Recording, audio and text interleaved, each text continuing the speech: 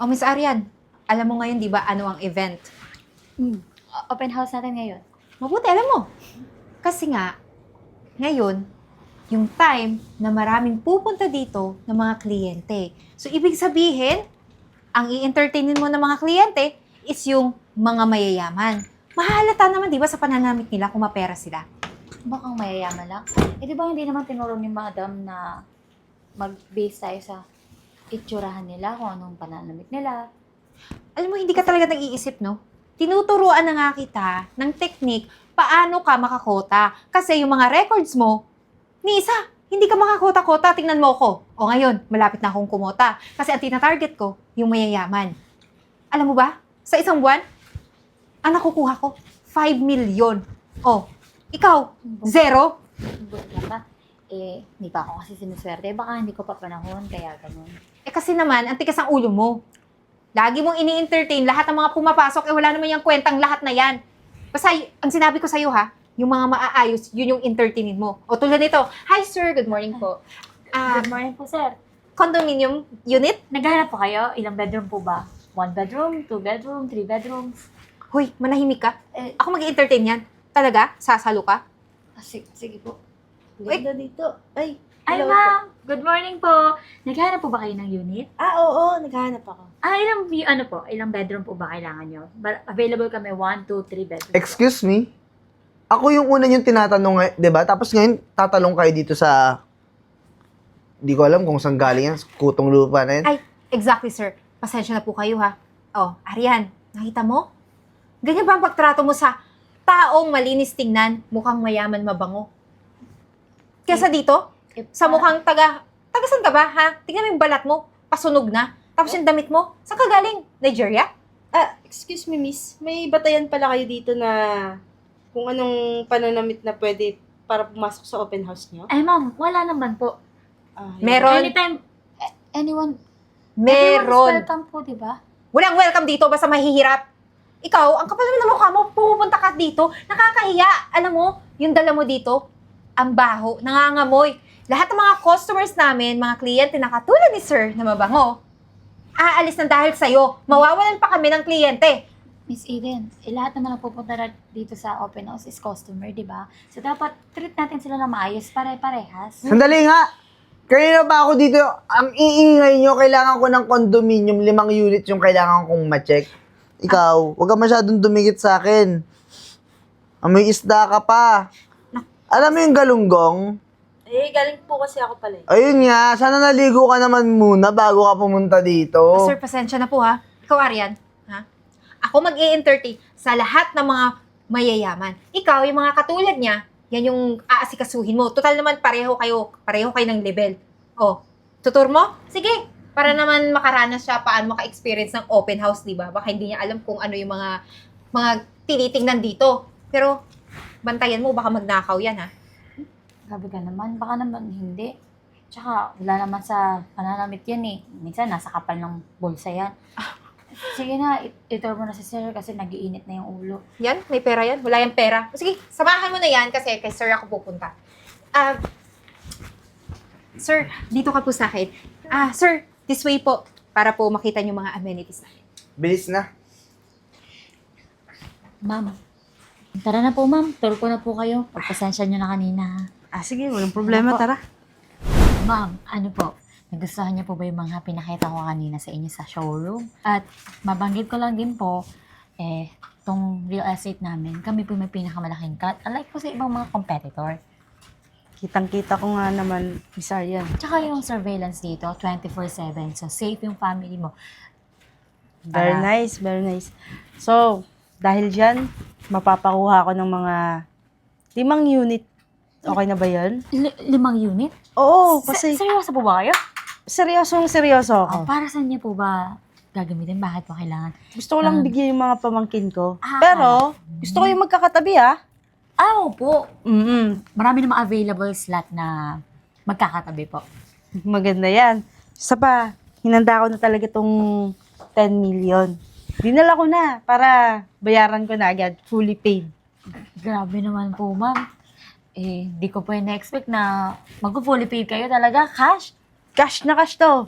Tsaka, alam mo ba, tuwang-tuwa ako sa'yo kasi kahit ganito lang yung outfit ko, pagpasok ko pa lang, talagang sinalubong mo na ako ng magandang Ngiti po. Ay, Yeah. naku po. Yun po kasi yung technique para, alam niyo, maengganyo sa atin yung tao, mahook ba? Para, ayun, makapag-reserve. Kahit reserve man lang. Actually, marami pa nga pong mga kagaya nyo eh. Minsan mas hindi pa kagandahan yung panunot. Sa inyo, okay pa yung damit nyo eh. Pero alam niyo, makita ko lang silang nakangiti habang tinutur ko sila sa showroom. Ang saya-saya na ng puso ko kasi alam ko someday magkakaroon din sila ng pera tapos makakabili din sila nito. Nako, nakakatuwa ka naman, Miss Arian. At dahil dyan, kapag talagang may nagustuhan pa ako, magdadagdag uli ako ng panibagong unit. Basta ikaw yung magiging ahente ko, ha? Nako po, wala pong problema. Hindi po ako aalis dito. Maganda yan. Oh, tara na po. Ayusin na po natin papers niya. Okay, tara na. Sige po. So sir, nagustuhan mo ba lahat ng mga pinakita ko sa'yo? Amenities, pati yung mga rooms Ay, na nako. hindi ka Oo, sobrang gaganda. Actually, gusto ko nga. Bigyan mo ako ng 5 unit. Gusto ko yung sa penthouse, ha? penthouse. Ah, Exactly. sige sir. Asikasuhin na po natin yung mga papers para po mapirmahan nyo and ma-process na po kaagad. Agad-agad? Agad-agad? Bakit naman po hindi? Siyempre naman po, ibibigay ko po agad sa inyo ang 5 unit kapag napirmahan nyo na yung contract. Parang wala naman akong ganang pumirma. Kasi simula kanina pa tayo nag-uusap dito, ha? Wala ka man lang pabigay sa akin ng merienda o kung ano man lang pakape. Hindi po sir. Magbibigay po ako ng incentives para po sa inyo. Kahit nga lobsters, anong gusto nyong ipabili sa akin or gusto nyong kainin, ibibigay ko po. Alam mo, ayaw ko na ng mga ganyan eh. Puro salita lang yan. Ako, kukuha ko ng 5 unit sa'yo. Imagine mo ha, alam ko naman malaki yung makukuha mong commission dun. Pero, alam mo ba, may business partners pa ako. 7 business partners ko. And for sure, yung 7 na yun, kukuha rin yun ng tig-iisang unit. Baka nga tig-dadalawa pa eh. Ganun po ba sir? Ang totoo po niyan sir. Dito po talaga, maliit lang po yung commission na nakukuha namin. Pero kung maibibigay nyo po yung 7 ka-partner nyo, mas maigi po kung kasi malaki po yung kikitain ko. Imagine mo, kukuha ko 5 unit, tapos kukuha sila tag-iisa. Oh, meron kang masasold halos na 12 units. Paano kung magdagdag pa sila ng tag-iisa? So, another 7. So, 19 units yung masasold mo. Sir, basta po sir, ibibigay po lahat sa inyo basta yung sinasabi nyong ka-business partner nyo. Ako, alam mo, Miss Eden, sa totoo nga yan, tignan mo. May niready na akong cheque. Tignan mo kung magkano yung presyo. Tignan mo. Basahin mo kung magkano yung presyo ng cheque na yan. 10 million? Mhm. Sir, anong ganito? 5 unit for 10 million. Oh my gosh, paldo-paldo ako nito, sir. Kaso, hindi ako satisfied eh. Hindi ako satisfied sa mga pinapangako mo sa akin. Kailangan ko may makuha ngayong araw mismo para may assurance ako na meron akong incentives na pinapangako mong totoo. Okay, sir. Eto, sir. Para po talaga to sa inyo. Ito. Kahit hindi nyo po to bilangin, yan. 10K po yan para sa inyo. Yan po yung sinasabi kong incentives. Talaga? Opo. Wala ka ng lugi. 10K lang. Baka pwede mo tong dagdagan kapag ka na-sold mo na yung units ng mga ka-business partners ko. Ako, sir. Ano ka ba? Panimula lang yan. Pag nakuha ko na tong commission ko dito, paldo-paldo ka rin sa akin. Pati yung mga sinasabi mong business owner na friends mo, pag sinabi mo, naku, paldo-paldo ka rin sa akin. Ayan ang gusto ko. Ayan ang gusto ko marinig. Siya paano? Tapos na tayo. Ayan na yung cheque mo, ha? Ano bang inaantay mo? Asikasuhin mo na yan, cheque ko at yung mga units ko. Ay, yes, sir. On it na po. Sige po, sir. Enjoy po kayo, ha? Sige.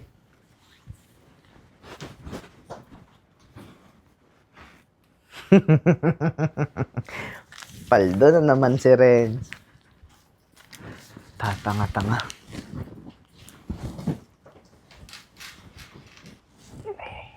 Magagamit ko rin to. Mahal to pag binenta. Naku, ma'am. Hindi po talaga kayo magkisisi sa mga kukunin yung units. Tsaka tong lugar namin, yung community namin na to, safe talaga. Kasi 24/7 kami nakabantay. Totoo yan, Miss Arian. Hindi ako magsisising nakakuha ko ng 5 unit. Naku.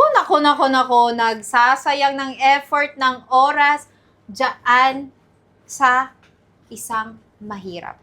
I'm so sorry to say, pero hindi ka naman mabebentahan eh. Tingnan mo ako. Oh, manghang-manghas yung gwapong mayaman na yon. Bumili ng 5 unit. Eto, cheque. 10 million pesos. So, i-encash mo na lang. Malamang, ano bang Congrats. gagawin ko? Thank you. Ikaw. Kasi Ayan. Ma'am Ten, bibili. 5 units. Magbabayad siya ng 5. Actually, aalis na nga kami para i-process yung mga units niya. Uy, sigurado ka ba? Itsurang yan? Bibili, tignan mo nga. Saan ka pa pupunta ha? Bakit ganyan yung damit mo? Hindi bagay sa'yo, turista ka ba? I'm so sorry to say, sana hindi ka ma-offend, pero parang pinipilit mo yung sarili mo na magmukhang mayaman, pero hindi talaga kaya. Kaya ikaw, Arian, pasensya na.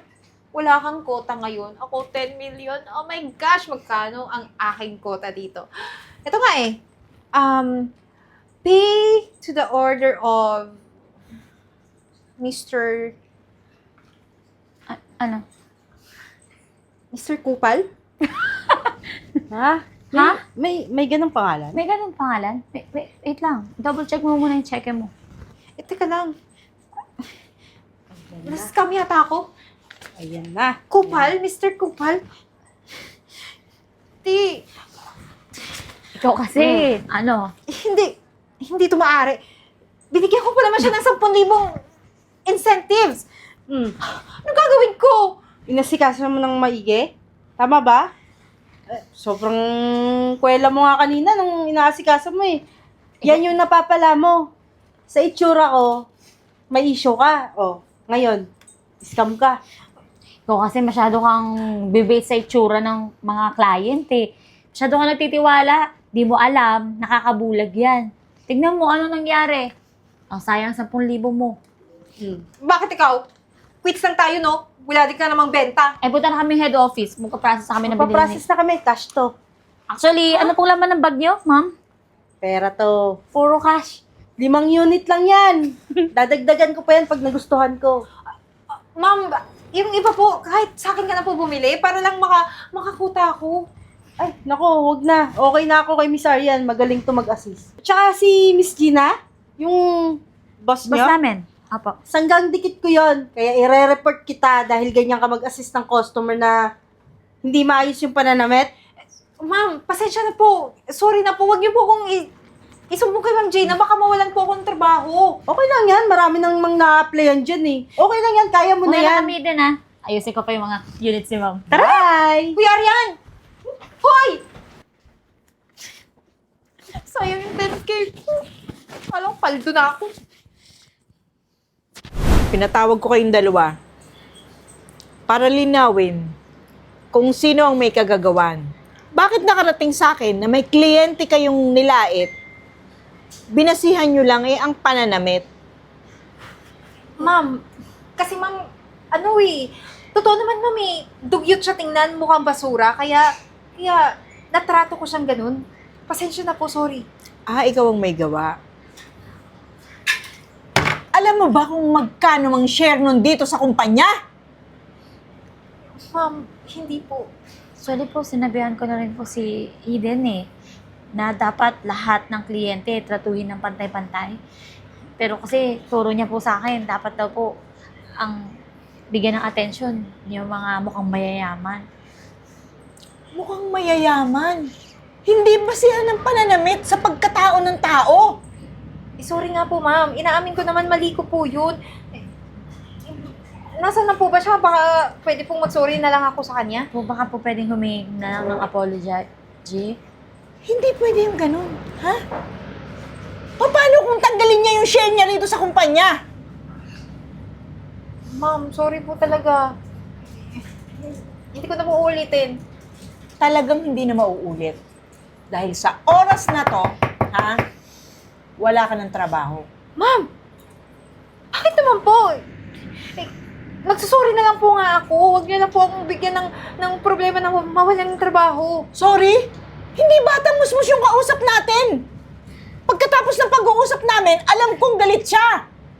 At saka ito, tandaan mo ha, yung mga pinagagagawa mo sa ibang empleyado, akala mo hindi nakakarating sa akin? kung paano mo rin sila tratuhin. Ito lang masasabi ko sa'yo, ha? Bukod sa tatanggalin kita, ipapa-blacklist kita sa lahat ng real estate dito sa Pilipinas. Ma'am, para masyado naman po yung gagawin niyo sa akin. Dahil sobra din yung ginawa mo sa akin. Trabaho niyo, hindi niyo inaayos. Ma'am, baka naman po, bigyan niyo pa ako ng isang pagkakataon. Wala na tayong dapat pag-usapan, Miss Eden. Pwede ka nang umalis sa opisina ko. Miss Arian, Yes po, ma'am. nakita mo na yung pangyayari. Sana maging aral yon sa inyo. Siya nga pala, yung tungkol naman sa'yo, napakadaming papuring ibinigay sa akin. Lalo-lalo na si Miss Yvette. Talaga po. At natutuwa ako sa performance mo dito sa opisina. At dahil doon, ipopromote kita bilang regional head dito sa office. Talaga po ba? Ay, naku po, ma'am. Lalo ko pa pong gagalingan. Yung performance ko, idodoble ko kagaya nung mga nakaraan para po makamit ako ng kota. Alam ko naman kayang-kaya mo, Miss Arian. Ang tagal mo na dito sa akin, talagang puro maayos yung feedback sa'yo. Maraming salamat po ah. Kayo din po kasi nagturo sa akin. Dapat from respeto sa mga tao. Di dapat basihan kung ano yung kasuotan nito eh. Totoo Kaya, yun. yun po yung laging naka-instill sa utak ko. O sige, Miss Arian, back to work. Sige po, ma'am. Thank you po.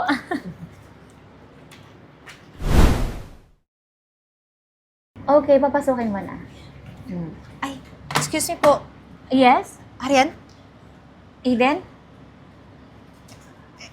ikaw Ano? yung... Ikaw yung Yes. may-ari. CEO ko dito. Ako yung may-ari ng real estate company na ito. Talaga ba? Ah, tamang-tama kasi nag-apply ako. Pasok na ako dun sa unang interview. Dito na daw ako dumiretso. Kaya, ito pala yung CV ko. Okay. Hanggang ngayon naman, magaling ka pa rin naman. Hindi naman nagbabago yung performance mo. Salamat ha. Ma'am Arian, gusto ko lang po sanang humingi ng sorry sa inyo. Sa lahat ng mga nagawa ko dati, nung magkatrabaho pa tayo, sa mga sinabi kong masasama, pati yung mga panunulot ko sa mga ahente na dapat naman ikaw yung nakakabenta. Pinagsisihan ko na po yung lahat. Okay na sa akin marinig na humihingi ka ng tawad. As long as na nagbago ka na talaga, pwede ka naman bigyan dito ng posisyon sa company na to eh. Ako, bibigyan mo ng posisyon? Nagbago ka na ba? Hindi ka na ba kagaya ng dati? Oo naman. Kasi Lahat yun. ayoko ng sakit ng ulo dito sa company na to. Ang tagal-tagal kong pinundar to, tinabaho ko kung anong meron ako. Kaya ayoko masayang. Oo, makakaasa ka. Talagang pinagsisihan ko na lahat ng ginawa ko. Alam ko na yung nangyari sa akin, lahat yun, deserve ko. Kaya ito ngayon, nagsusumikap ako ulit na makabangon. Para naman makita din ng ibang tao na nilait ko, na talagang hindi na ako tulad ng dati. Lahat naman ng tao deserving eh magkaroon ng second chance. Kaya pwede ka dito magtrabaho ulit. Salamat talaga ha. So, Interviewin mo pa ba ako? hindi na. Kilala naman kita eh at alam kong magaling ka. Yun nga lang may attitude. Pero sabi mo naman, nagbago ka na. Kasi gusto ko dito yung mga may mabuting puso. Hindi nagde-degrade ng mga kliyente. Hindi namimili. Pantay-pantay sa Diyos nga, pantay-pantay tayo eh. Dapat sa atin din.